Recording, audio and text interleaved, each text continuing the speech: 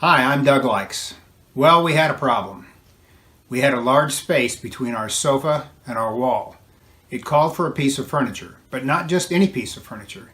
It had to be just right. The space was somewhat unique, and so a standard piece of furniture wouldn't fit in there. We shopped around locally for a sofa table, a bookcase, or a console, but no luck. We looked online. No luck there either.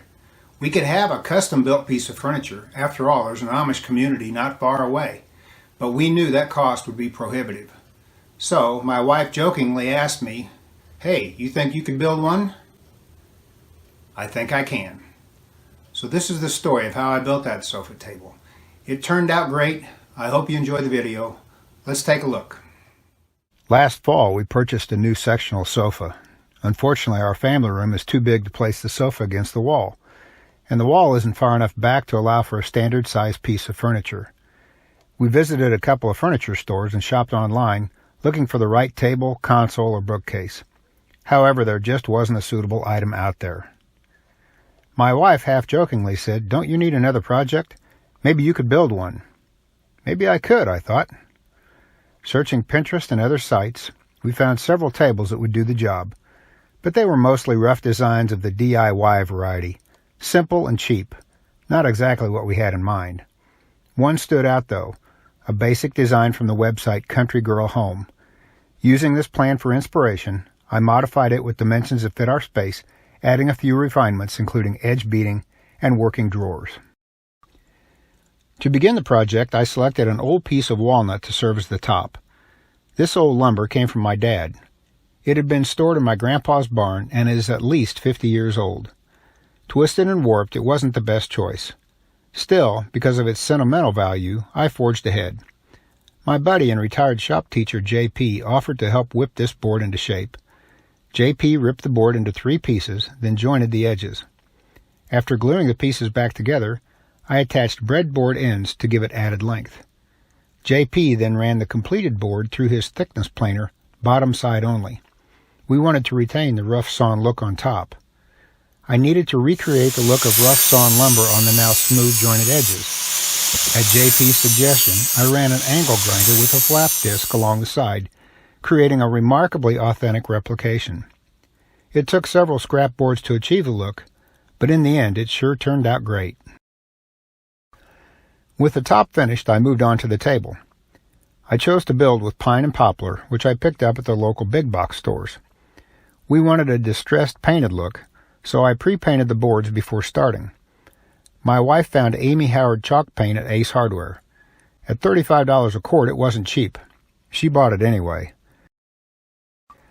I don't have a router table, so I built a jig to hold the work while routing. The face, sides, and back would fit inside 1/4 inch grooves cut into the legs. Beading would cap off the top and bottom of the box. Again, I don't have a router table, but the jig did a good job anyway. Pocket screws and glue would hold the pieces together.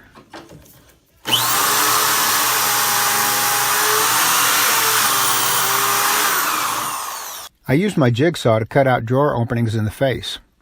I might consider cutting stiles and rails next time. My jigsaw did the job, but it was challenging to maintain straight lines. Incidentally, I sanded the excess paint from the back and undersides.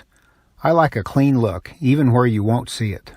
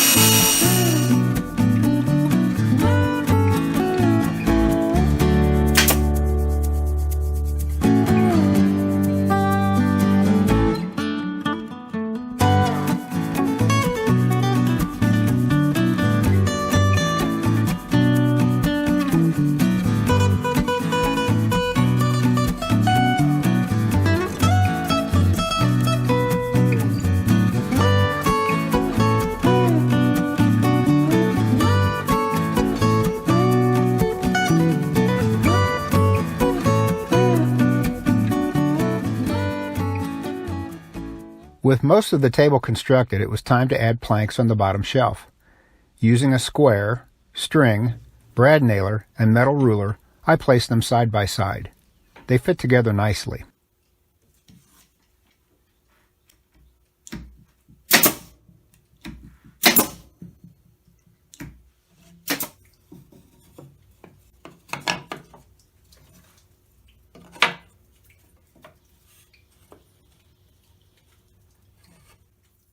Next up, drawers. As with the table pieces, I pre-stained the components. I knew I'd need to cut to fit, and in so doing would cut off some of the stain. Still, this step saved time. Then I ran into a huge problem. My table saw plug welded itself to an extension cord.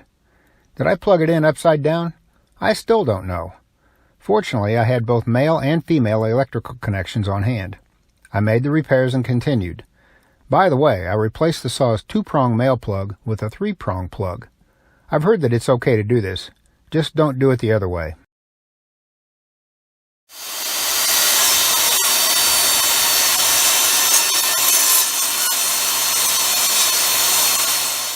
Drawers intrigue me. They're harder to build than you'd think. I cut interlocking joints on the table saw and cut them slightly oversized. Most people would simply glue them in place, accepting a little wiggle room. Or they'd tack the joints from the sides. Not me. Oh no. I screwed the joints in place. I swear you could place an anvil in these drawers and not harm them.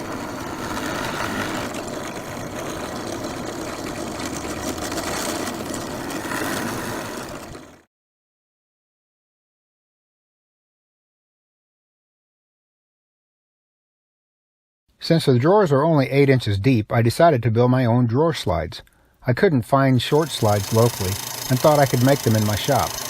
Again, this is tougher than it looks. Those components are known as guides, runners, and kickers. They need to fit together precisely. It's tedious work.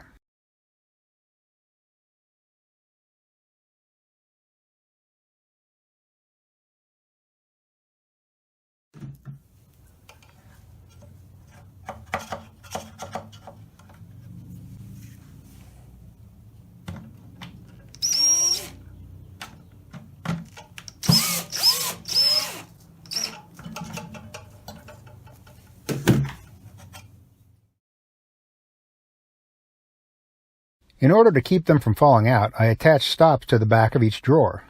Notice the nylock nuts. This too was tedious work.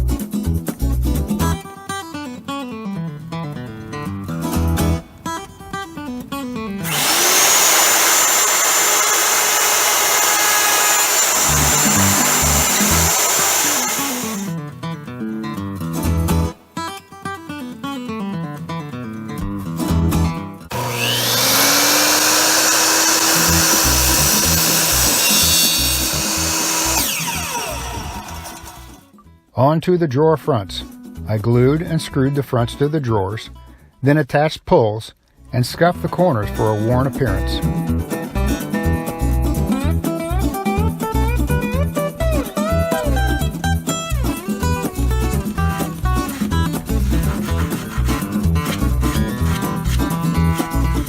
Finally, I flipped the table upside down and using pocket screws attached the top. This sofa table turned out great. Yes, the old walnut top isn't perfect, but that adds to the charm. Plus, the table's a little top-heavy. At 36 inches tall and only 11 inches deep, it's no wonder. And, on my concrete basement floor, it wobbles slightly. Though that's not an issue. Our family room is carpeted. On carpeting, it doesn't wobble at all. Well, that's it. This is a simple project for those who know their way around the shop. For those who don't, check out the link below, Country Girl Home. And if you're interested, send me an email. I'll be glad to share my sketch and offer advice. Thanks for watching.